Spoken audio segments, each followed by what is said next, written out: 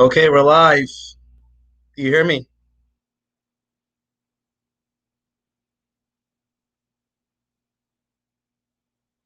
Mati, do you hear me?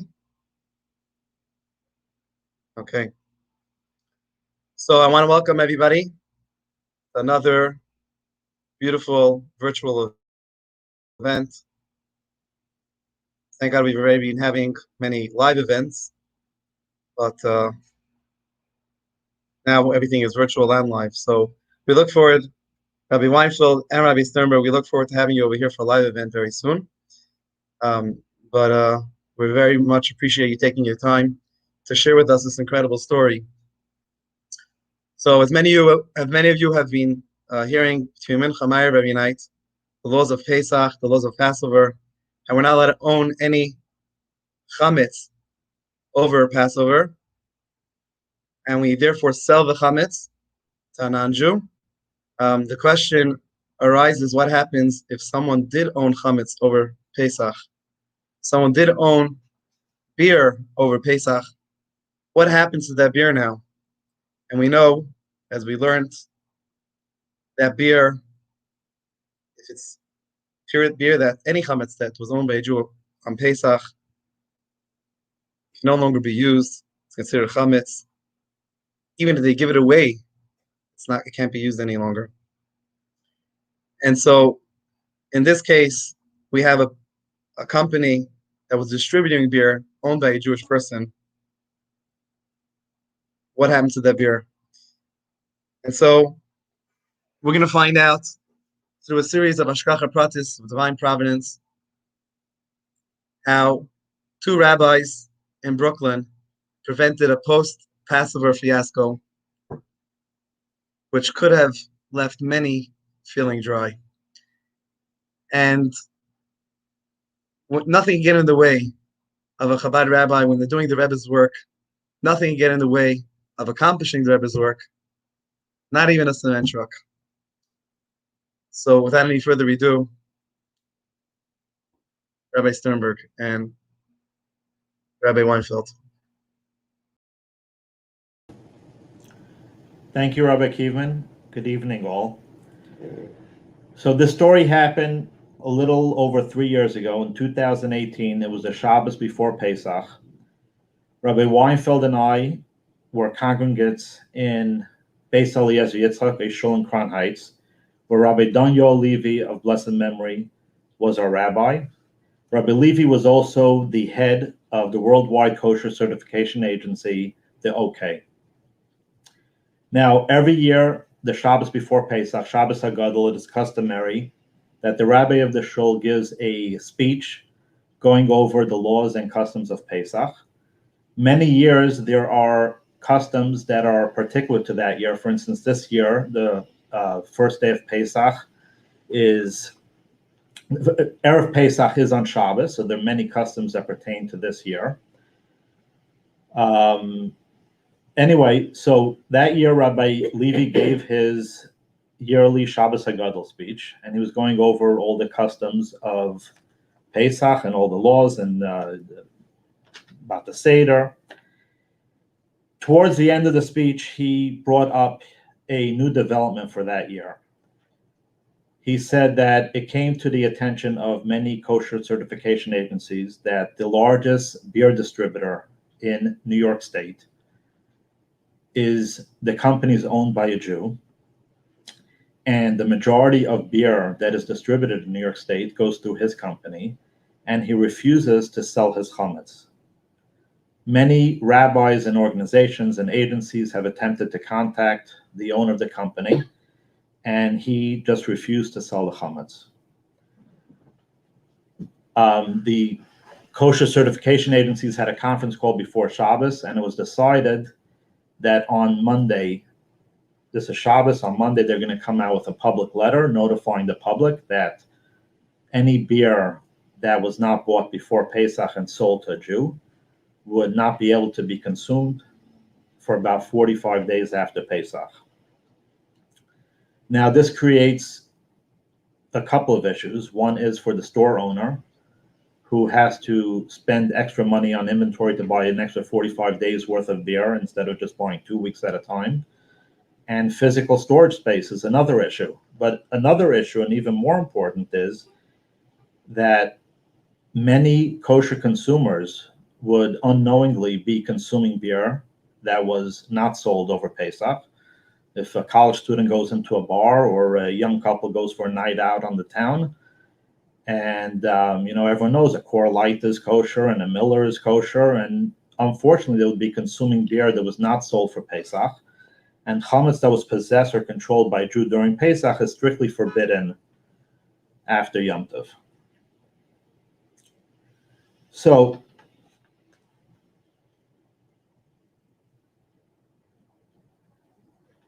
something went off in my head, and let me go back a little bit.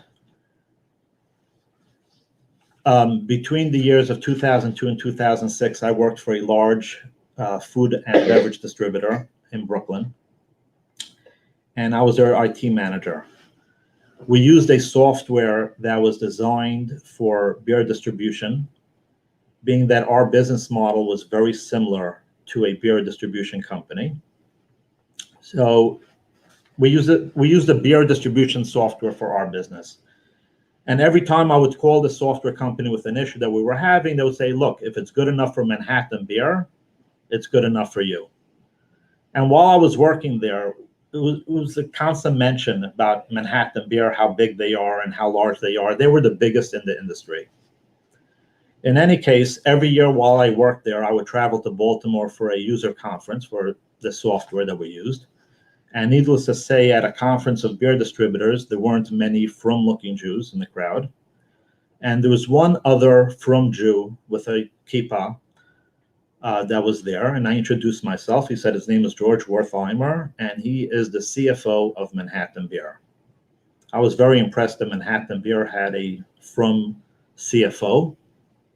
And we would talk and we would joke about, let's make a minyan for mincha together. We're the only two Jews amongst a few hundred individuals. And every year we would meet up. So while Rabbi Levy was talking about this issue, something went off in my head, and I thought, if he's talking about the largest beer distributor in New York, he must be referring to Manhattan Beer.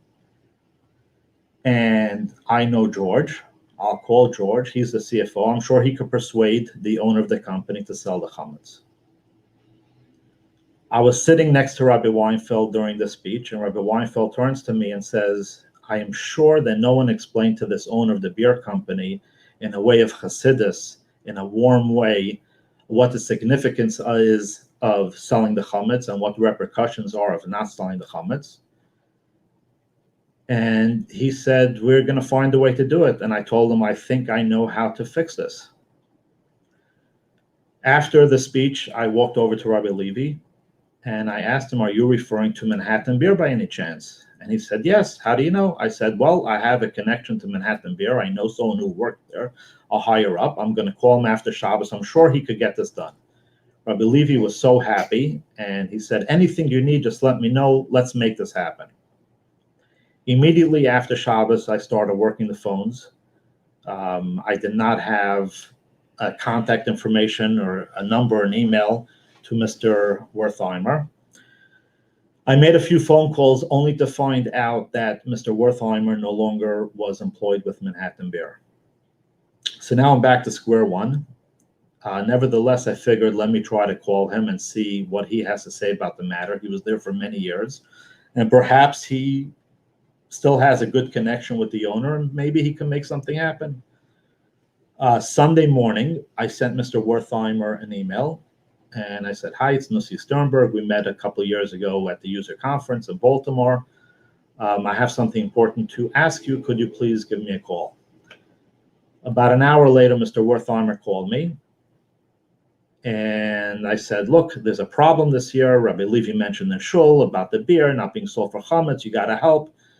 He stopped me right there and said, look, I don't work there anymore, but during my time at Manhattan Beer, I tried for many, many years to persuade the owner to sell the chametz. He simply refused. Many agencies and Kashrus organizations have tried to reach out to the owner, Mr. Bergson, and they never got as far as explaining the significance of a sale to him. He would just simply ignore the situation. So I asked him, could you explain to me, does he have something against Judaism? Does he have anything against selling? Like, what is the issue? And he said, no, he actually gives to a lot of Jewish causes. He's very Jewish at heart. He just never got to understand the importance or the significance or how the sale works. But regardless, there's nothing to do. You're wasting your time. Everyone tried already. He gave me some ideas of how we could get it done in the future, in future years. But he said, you're not going to get it done. So I told him, look, I have a friend, Rabbi Weinfeld, who, when it comes to getting good things done, knows no boundaries, and he doesn't care about any shame. If he would walk into his office, would he give him the time of day? Would Mr. Bergson agree to meet him and hear him out? He said, you wouldn't get as far as into the parking lot, never mind into the building. You are wasting your time. At this point, I called Rabbi Weinfeld and let him know that my job is done, and I tried everything I can, and it does not seem like we're going to get the sale done. Rabbi Weinfeld told me he's at the Rebbe's Ohel now. He's going to call me back shortly after. So I think this is the best way out to start the story, because this is the beginning of the story, Rabbi Levy's speech and Rabbi Sternberg's action. Because yes, I did a few things later on, like I will say in a minute, but without the gasoline, the power that Baruch Hashem, Rabbi Sternberg gave me, and being with me in thinking, searching, and whatever needs to be done, I would never do what I did. And I was at the Rebbe's Oil, and the reason why I went there, it's because I wanted to have a special bracha of the Rebbe for finding a way how to convince Mr. Simon Bergson to save his chometz.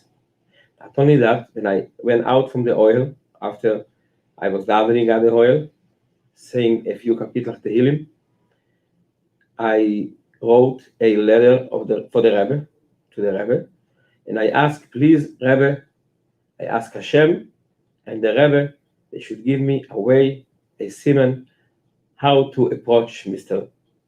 Bergson. Then I will see him. And in front of me, on one of the tables, when you're going into the oil, in the second room was a book called Igrot Kodesh, Letters of the Rebbe. And I opened one of this book, and I saw in front of my eyes a letter that the Rebbe writes to someone about Purim, the holiday Purim. And the Rebbe explains that by Purim, you have two of the mitzvahs of Purim are matonos lo evyonim, to give charity for poor people, and mishloach manot, shalach mones, that we give out. And the Rebbe explains there is two ways how to come closer to Hashem in Judaism. One way is the Musar way, like the Litvish way. It's a good way, it's a Yiddish way, but mainly talking about what not to do and to be scared of God, and through being scared of God, being scared of doing any sin, you're getting closer to Hashem. And the way of Hasidus is Mishloach Manot, means you making the other person closer, not by scaring him, but by telling him how much he is already close to Hashem, how much his neshama, his soul is part of Hashem. And the Rebbe says that we have to focus in the way of Hasidus, and this is the Mishloach Manot, because Matanot La'evyonim, money for charity to poor people, means you telling him is not rich, and you helping him, you elevating him.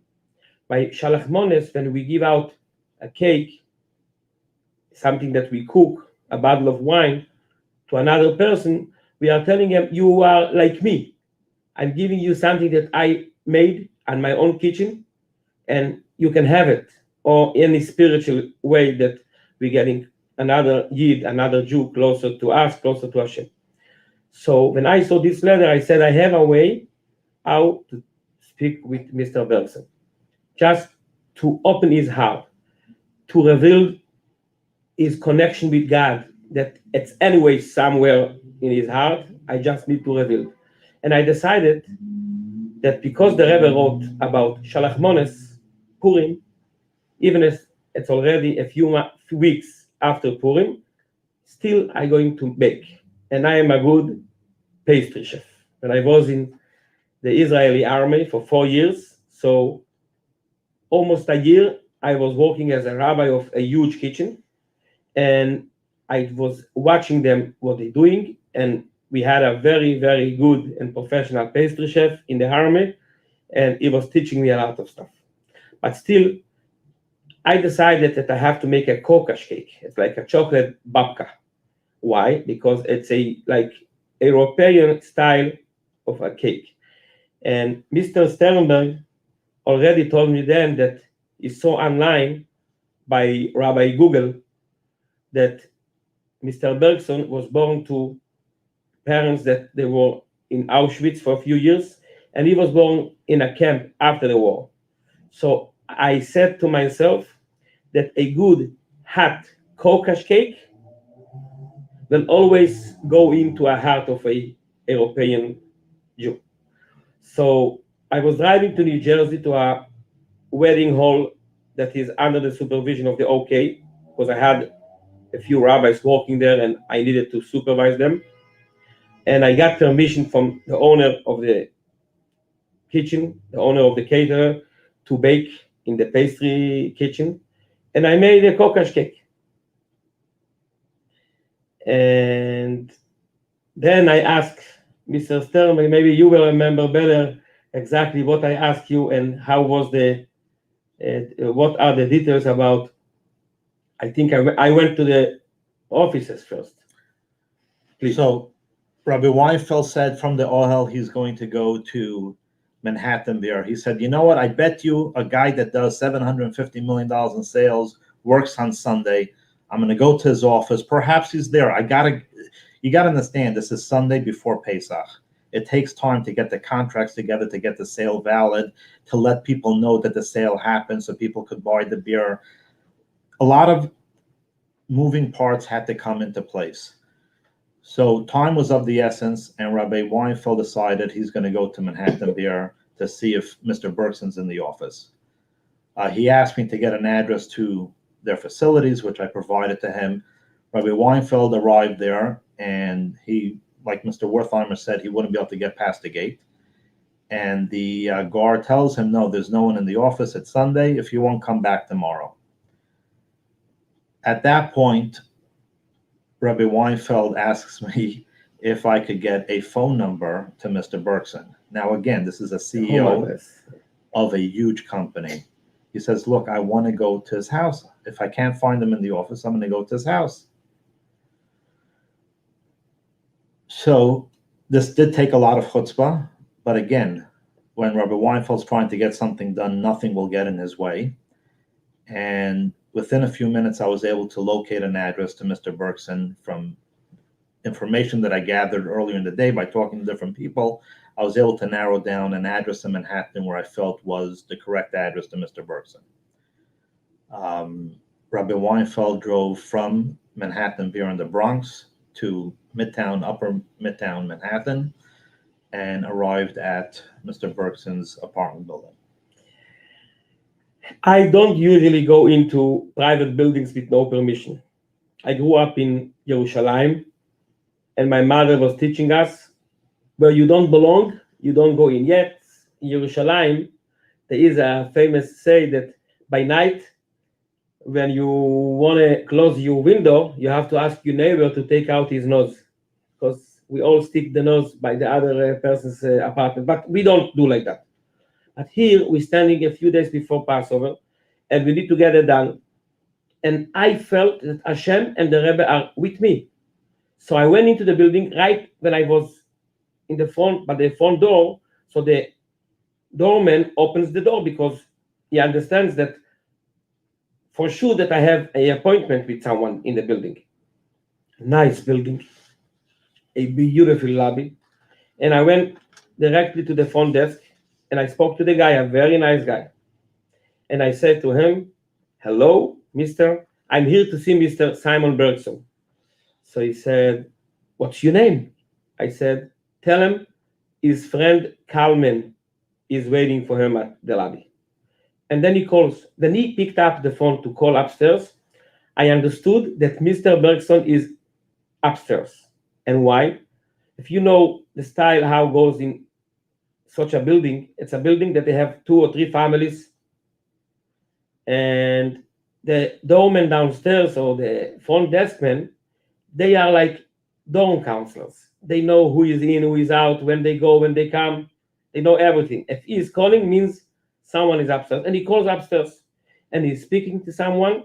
And then he closes the phone and he says, Mr. Kalman, I spoke to Mr. Bergson and he said he doesn't have any friend with the name Kalman. If you have something for him, leave it here at the front desk. So then I have to think fast. So I said to the front desk guy, let me tell you the truth. He is not expecting me, but I'm already his friend. So I didn't lie to you. I love him. And he is doing in the next day or two something huge, a positive thing, a positive deed for the Jewish community in the New York State area. And what I have here is a kokash cake, a babka hat that I made myself. And this is a surprise for him. So please, let me sit here in the lobby until he is coming down. I don't care, I can wait an hour or two. So I don't know how, but Hashem helped me. And the guy is a Spanish, nice personality, a guy from Spain, I think. And he says, Rabbi, I like it. Sit down. And I think you're going to see them very soon because they are going out to eat dinner, him, his wife, his brother-in-law, and sister-in-law. I was waiting at the lobby. I took out from my pocket a Tehillim book, and I said Tehillim. I davened to Hashem, please make it fast. And after a little while, the elevator opens up, and I see a group of people. Rabbi Sternberg gave me the name, that his name is Mr. Simon Bergson. So I went to Google and I wanted to see a picture of him, and I got a picture of him. So when I saw the group of 4 people together, I saw who is Mr. Simon Bergson. And I was waiting to see if he will say anything to me. And he said hello, like a little bit, with a half of a smile. And he goes out from the building like a little bit ignoring me. But he is right. No reason for him to sit down with me at the lobby. So I follow him outside. I'm giving him my right hand. This was before the corona, no masks, and you can shake hands. Remember that? So I'm giving him my right hand. And I'm telling him like that. Shalom Aleichem, Reb Shimon, not Simon. Because I said Simon is probably Shimon. Shalom Aleichem, Reb Shimon, like the European Yid. And he answered me back, Aleichem Hashulam. And right away I told him, I'm not here to ask you for anything. I'm not here for any yeshiva or any charity campaign. I'm working. I have, thank God, a salary by the OK Kosher. They are taking good care of me, like all other workers and employees. I'm here to give you something. And he said, what do you have? I said, I have a kokash cake. His wife was like almost fainting from happiness. She said, kokash cake? And when I opened the aluminum foil for the kokash cake smelled like a bakery, like a kokash cake can smell. He says, wow, you made it. I said, yes. And I said to him, but Mr. Bergson, I have something else to ask you. And it's also something that I'm going to give you and not to take from you. He said, tell me what? I said, you sell beer? The beer is chometz, and after Pesach, no one is allowed to touch your beer for a few weeks. So let's do something for the Jewish community. He says, yo, I know what you want. Many rabbis was trying to call me, to email me, to send letters for the past few years. I don't think I can do anything. I told him, I think you can do a lot. And he said, I'm going to eat dinner now. If you want, call tomorrow to my office, someone will talk to you. So I said to him, Mr. Simon, Reb Shimon, tomorrow is a little too late because, like Rabbi Sternberg said before, tomorrow is going out a letter to the Jewish communities in New York State that no one is allowed to drink your beer, and this is the majority of the beer in New York State, after Passover. And even if we will do something in a day or two, there'll be a very big confusion by the Jewish communities. So he says, so call me tomorrow. I says, tomorrow is a little late. Again, go eat dinner with your family. Don't bother to think about me. But you should know that when you are coming back from dinner, you're going to see me here at the lobby. So he tells me these words, you are Meshuggah. So I says, okay, but I hear that you are Meshuggah too. You are crazy too, in a good way. You are making yourself crazy for doing good things for communities, Jewish communities and other communities all over America and even other countries. He left to the restaurant for almost around an hour and a half. His problem was with the beer license. He said, I'm not going to do anything. Yeah, right. He said, I'm not going to do anything that it's against the New York State law. He says to me, right, thank you, Rabbi Sternberg. He says, how can I sell my beer company to someone that doesn't have a beer license? Because we have to sell it to a non-Jew. He doesn't want to sell it to anyone that has a beer license because it's going to be tricky. Maybe the guy will trick him and is not going to sell him back after Pesach the company. He will have a court case with him. And to sell it to someone that doesn't have a beer license, he can't, according to the New York State law. He doesn't want to do anything against the New York State law, and he doesn't want to do anything that it's not according to the Jewish law. So I said, we have here a very good candidate for a very good Mechiras Chometz, much better than many other contracts about Mechiras Chometz. Then he left. I called rabbis. Of course, first of all, Rabbi Levy, the head rabbi of the OK Kosher. I called a rabbi in Bells in Borough Park, Rabbi Eckstein. I called Rabbi Fishbein from CRC Chicago, and we spoke, and we came up with an idea that he will make me a power of attorney to sell his company, and I will be his shaliach to sell the company for him.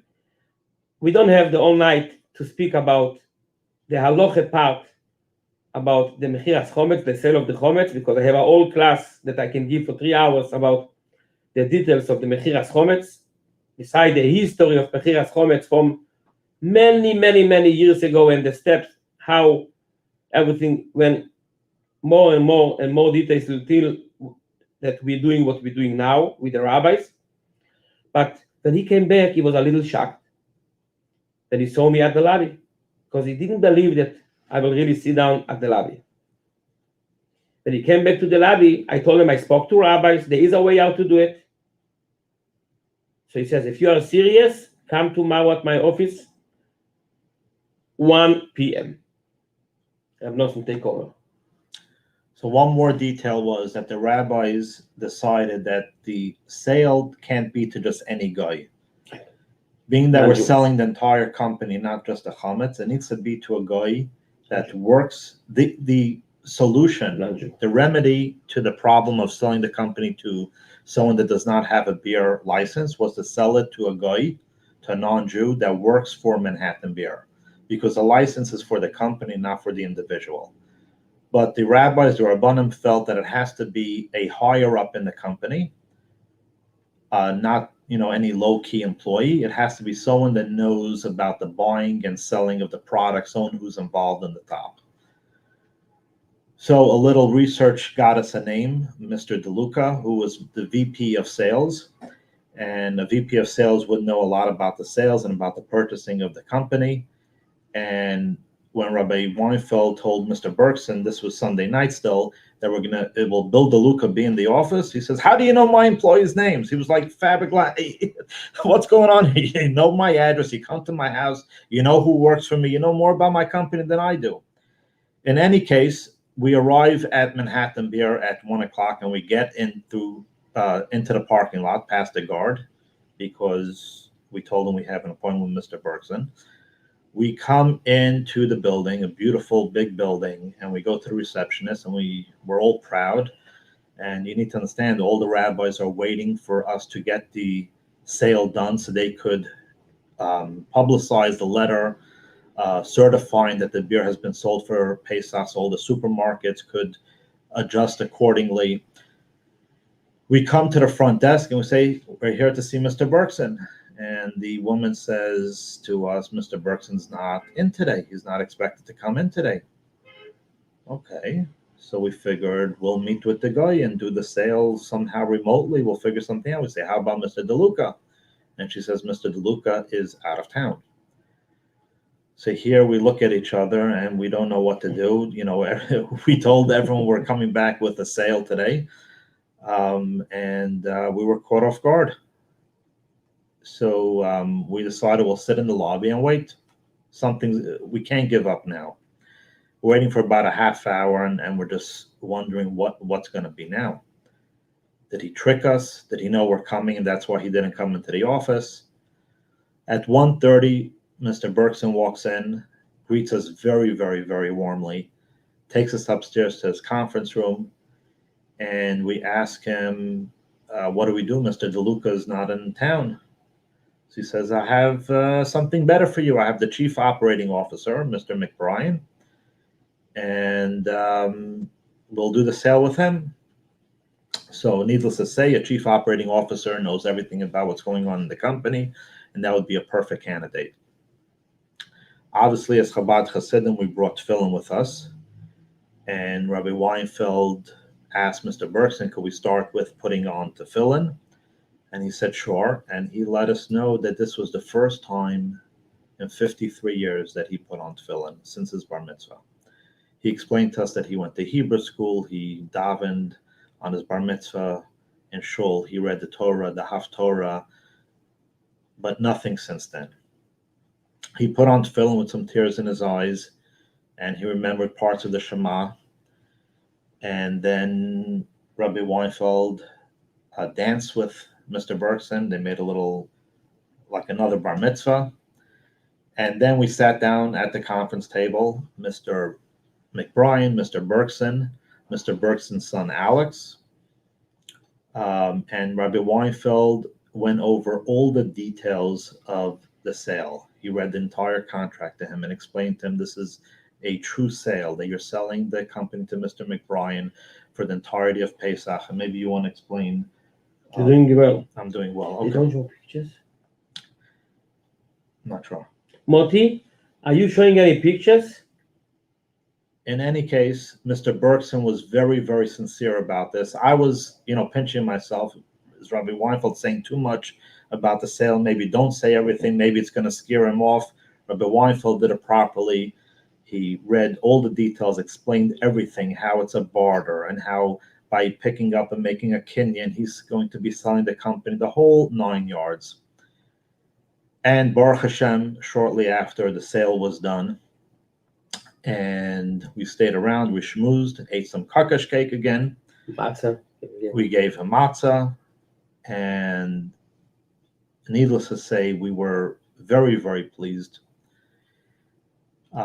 On the way home from the sale, I called Mr. Wertheimer, who was very, very shocked that we were able to accomplish what people have tried for many, many, many years to do. And with Hashem's and the Rebbe's help, we were able to accomplish this mitzvah and help many, many Jews not transgress on a sin of eating chametz shavuot Pesach. Needless to say, every year since then, Rabbi Weinfeld has been continuing this custom of going to Manhattan Beer and doing a mechiras chametz, the sale of the chametz. Last week we were at Manhattan Beer to do it for this year. One last thing I want to mention is, there was tremendous hashgacha pratis, divine providence all along, how we found his address and how I knew this George Wertheimer from meeting him at a conference in Baltimore, on and on and on. And the next year, in 2019, when we sold the chametz, Rabbi Levi joined us as well. And it was decided that after Pesach, we'll all go out to a restaurant and celebrate. So shortly after Pesach, Mr. Berkson and his wife, Rabbi Weinfeld, Rabbi Levi and his wife, myself and my wife, we went to a restaurant, and Mr. McBride was there as well. And I just told Mr. Berkson that I want to thank him for allowing Hashem to use me for this hashgacha pratis and for this great mitzvah. And he picked up his glass and said a l'chaim, and he said, "You wouldn't believe what the biggest hashgacha pratis is." He said, "Never before and never after that Sunday was I in my Manhattan apartment. On Sundays, I'm always in my Westchester home. I had company that was coming to see me in Manhattan, and that was the only Sunday that I was ever in Manhattan at that residence. So had it been any other Sunday, Rabbi Weinfeld would have gone there. He wouldn't have been home. We didn't know about the residence in Westchester, and the rest would have been history." I just want to add, if I have another few minutes, when we are approaching someone and pushing them to do a mitzvah, because this is not only about saving the Jewish community in New York State, it's bringing Mr. Bergson to do a mitzvah. One part of the story is that we was able to drink a lot of beer after Pesach. But the stronger part of the story is that Mr. Bergson did a mitzvah, but not only that. Through one mitzvah that Mr. Bergson did before Pesach, he got so close to Yiddishkeit. And this is what I want to say now. Mr. Bergson said, after a little while, to me and also in public, that he found this Yiddishkeit through this sale of the chametz. He told me once when I was in his office, I'm speaking to him a lot of times during the year. I'm going to his parents' grave that's almost next to the Ohel in Montefiore Cemetery, every time at the yahrzeit, and especially this last year when he couldn't go. And we're speaking a lot during the year. And he told me that since the first sale of the chametz, when he has a free time, sometime once a week, once in 2 weeks, he will go, he will Google, and he will search about Yiddishkeit. Number two, a year later, when we did the second sale of chametz, so I told Mr. Bergson is very much into the Holocaust Museum, is one of the heads of the Holocaust Museum in Manhattan, because his family are survivors, so he's very much into anything that's against the Nazis. So I told Mr. Bergson after Passover about the subject of Sholem Zocher. And you all know what Sholem Zocher is. When we have a baby boy, the first Friday night, we do a Sholem Zocher, and we drink beer. So I said to him, do you know what's the connection between Sholem Zocher and your company? And he says, I don't know. So I said, search what is the most common drink at a Sholem Zocher. And after a minute, he found on Google many places that you can see beer, you drink by a Sholem Zocher. What's the drink for a beer? Sholem Zocher, again and again. So I says again, what's the connection between beer, Sholem Zocher, and Nekome? How do you say Nekome? Revenge. Revenge against the Nazis. So right away he says, Yiddische Kinderlach, to have more baby boys, more baby girls.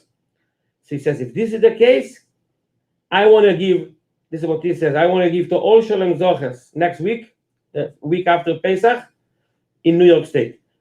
We gave out a few cases of beer and also the chickpeas from the Tuftan company that they donated. He gave out for 196 families that had a Sholem Zocher in New York State.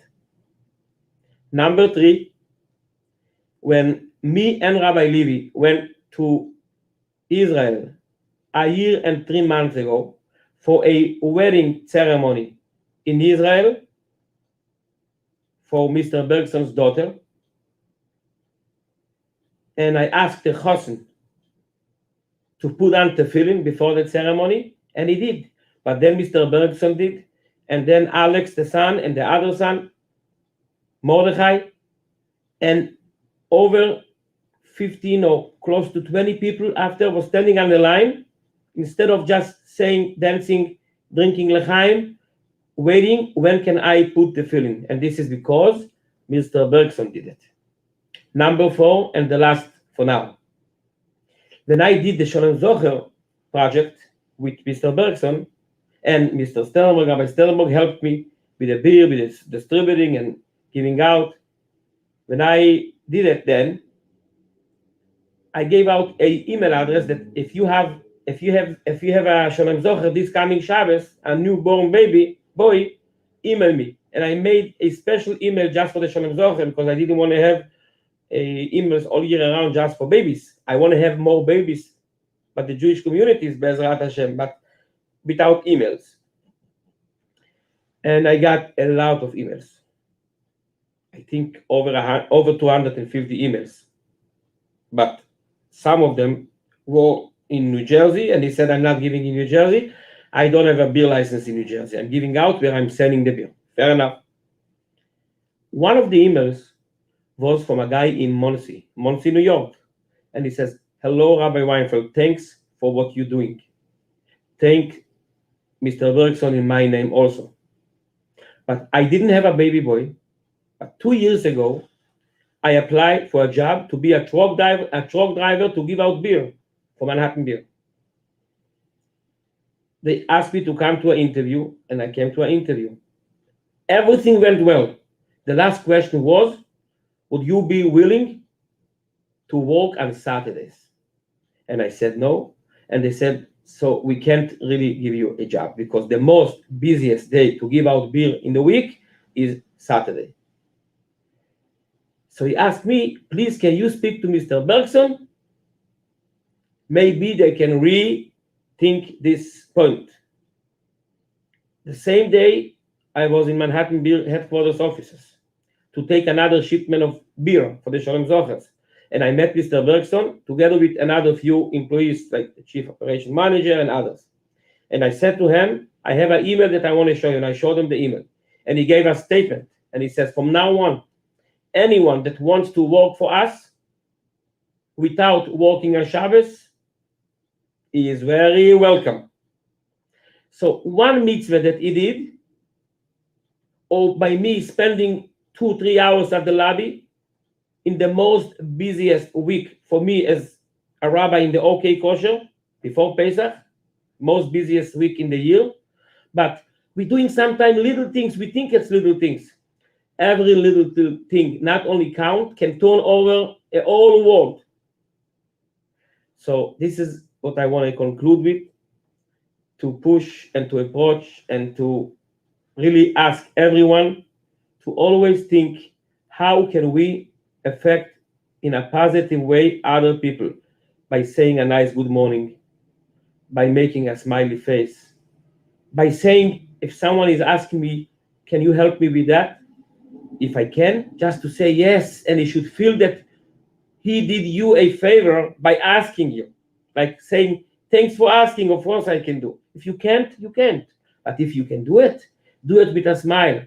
And this way, we're going to be much, much sooner together in Yerushalayim with Mashiach, in Beis HaMikdash, and we're going to celebrate this Pesach already with Mashiach in Yerushalayim. Amen. Amen.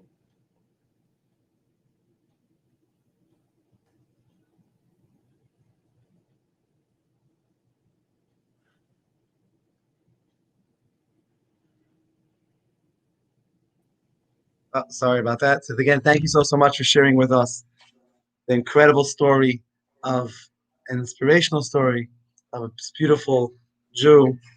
And really, every Jew is a beautiful Jew, but sometimes it takes someone with patience and and resilience and a little bit of chutzpah to bring out that beauty.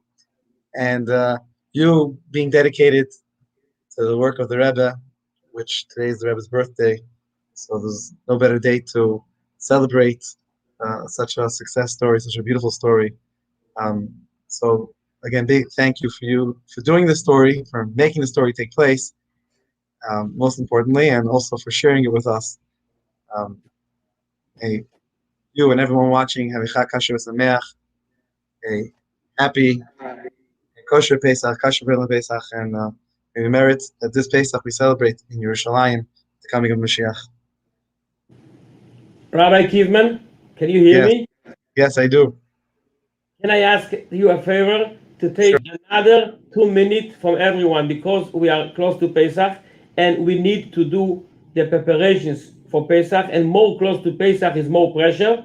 Let's finish the Farbrengen, the event, with a niggin that everyone can sing together. Every person can sing in his own house together with me and with you, Rabbi Kivman, and with Rabbi Sternberg. Keliyato.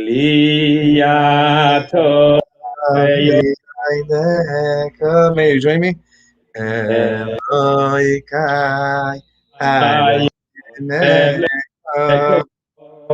Keliyato v'yayneka Eloi kai v'meka Eliyato ve'yoideko Eloi kai v'meka Eliyato v'yoideko Eloi kai v'meka. Thank you. Kosher Pesach Pesach. Pesach. Good, everyone watching. Thank you. Bye-bye. Rabbi Kivman, Yes. I believe there's a video that Mati wanted to share. Oh yeah, please. Moti, Go ahead. maybe he went to sleep. No. Let me go give him my hands.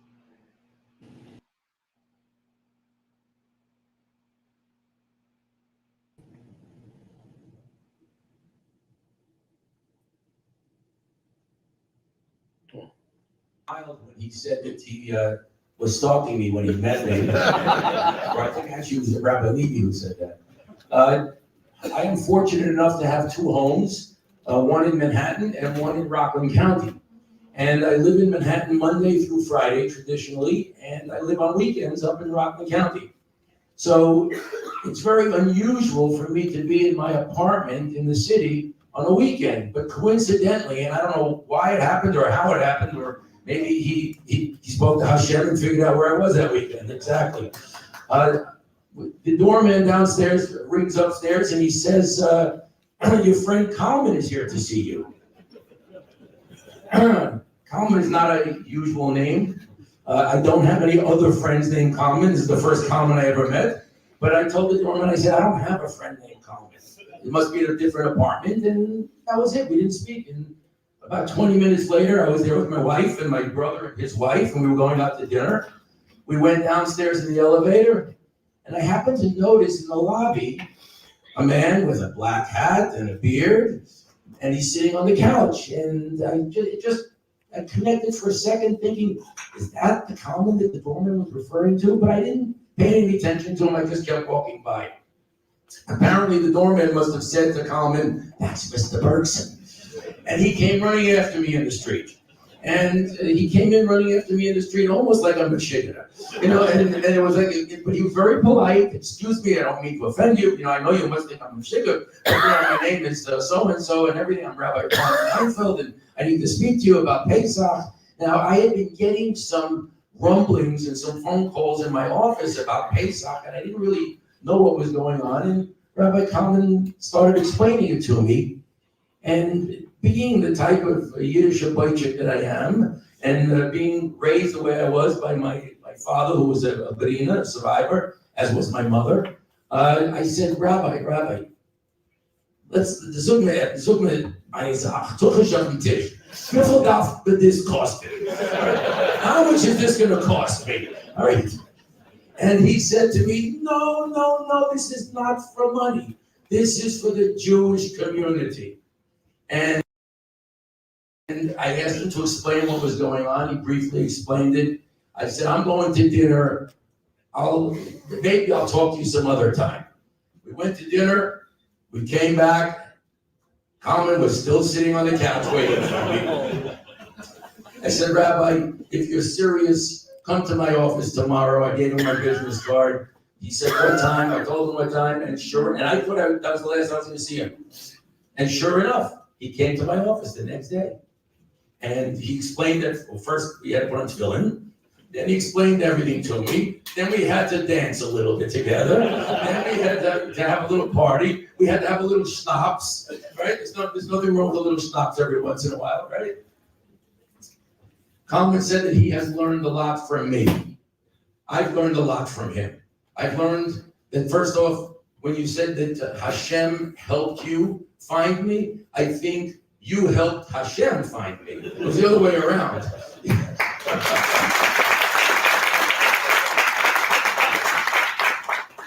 I'm very flattered and I'm very humbled by being able to do this for the community.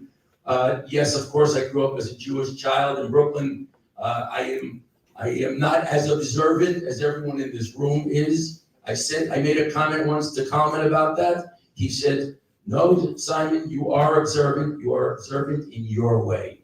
And I just thought that was so accepting and so positive, because traditionally you don't hear that from, especially a rabbi. And I appreciated it.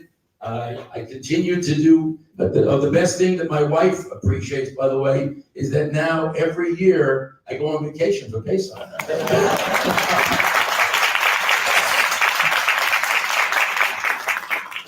So with that, I wanted to share this story because to me, it was a very unique story.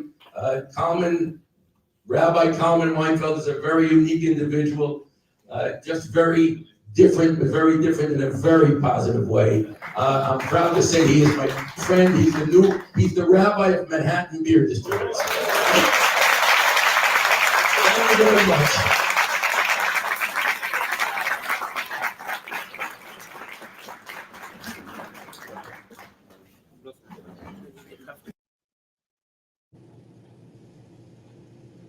Thanks everyone for listening. Have a wonderful evening and a Chag Kosher v'Sameach.